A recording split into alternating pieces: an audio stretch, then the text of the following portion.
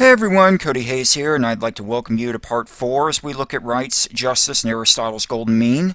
And this is where we left off. We left off with the forms of justice of deterrence, which essentially is swift and strict, may involve the use of fear, but it has as its goal to try to keep bad behavior from being repeated. And then also rehabilitation, where individuals will undergo counseling, or maybe even possibly jail as a form of shock treatment. But the purpose behind rehabilitation is to stop their bad behavior and become part of normal society. Well, to continue on, have incapacitation.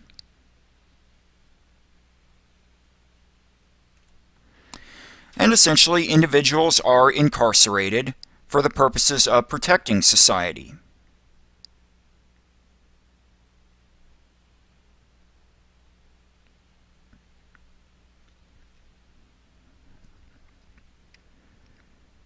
I think that's pretty well short and to the point, but what's being referred to here as is basically prison.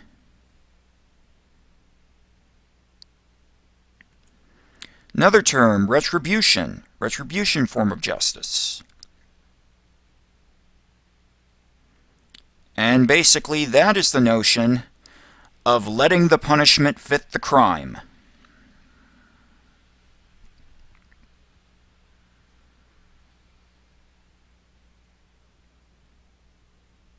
Immanuel Kant, the German philosopher, he would agree with the concept of retribution as a form of justice, of letting the punishment fit the crime, because in theory, under this idea of justice, people would not be used as a means to an end.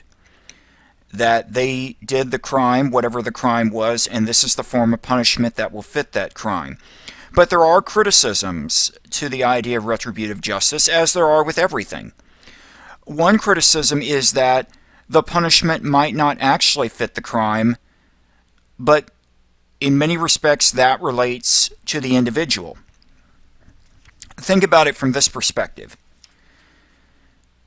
Let's say a person commits an act and is fined $50.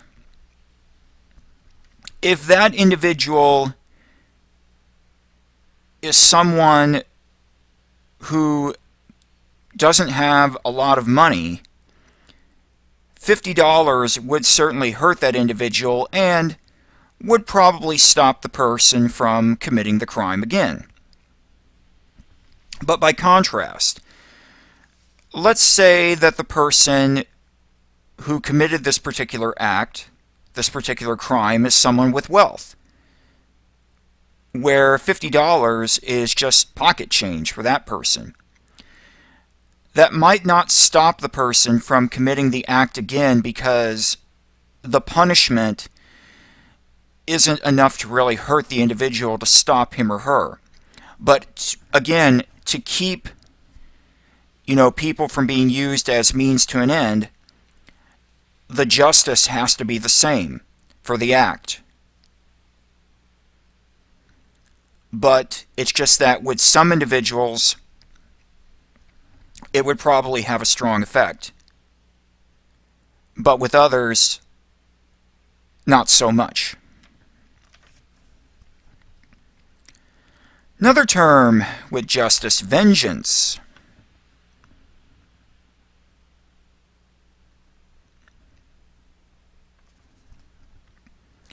Well, vengeance is when individuals, or an individual, take the law into his, her, or their own hands, which would be a violation of the social contract.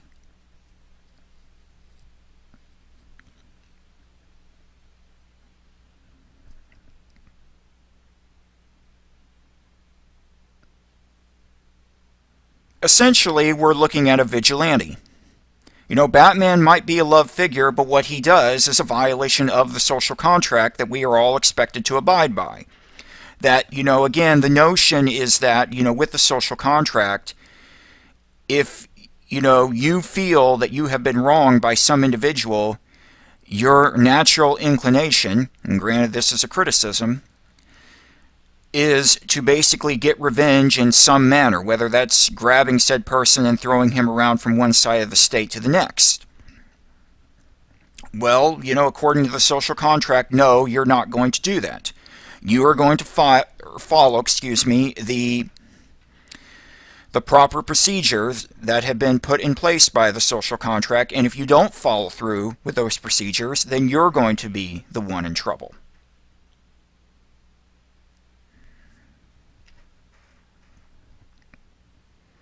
So, turning here briefly, we'll look at Aristotle's golden mean.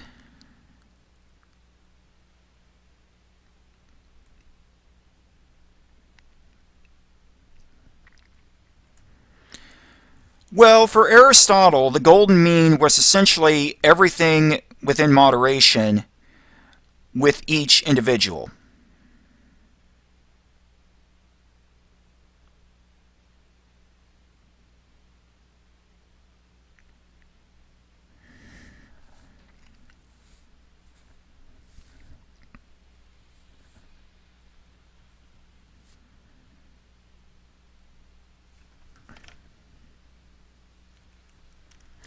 So the golden mean is essentially, everything within moderation, but there's a reason why I have those words in quotation, everything in moderation. It's not to be understood literally, and there are another point that will be mentioned that will add to this as well. And the fact that it's within the individual makes a difference too. That, for example, and Aristotle talks about this. Let's say that you have 10 pounds of meat. You take a moderate number, which is 5. That might be an okay amount to feed a Greco-Roman wrestler. But that would be too much for a gymnast.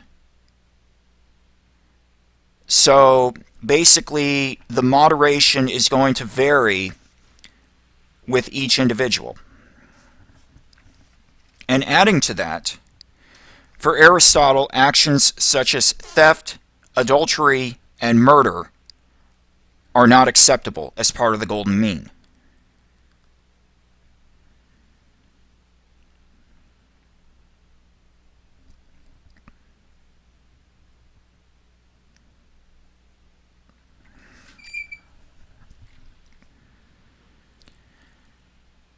I mentioned at the very beginning of this lecture that Aristotle was arguably the smartest man walking the Western world during his time.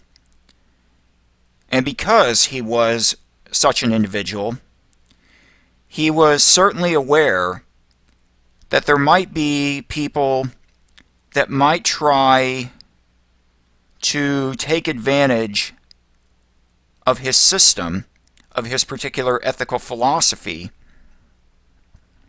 with acts that many might find abhorrent. And so what Aristotle said is that there are some actions that are forbidden no matter what.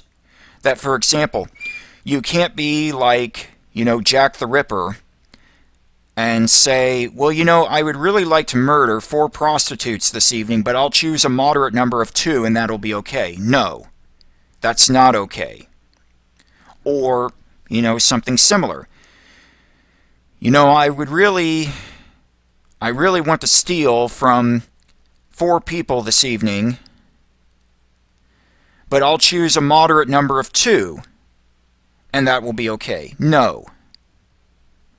No. Those actions are not acceptable regardless. So things like theft, adultery, murder are not accepted as part of the golden mean. Can't do them. Well, that's all that we have with this lecture over rights, justice, and a little bit there of Aristotle's golden mean. So if you do have any questions, please feel free to send me a message in the Q&A forum or send me an email. Till then, take care.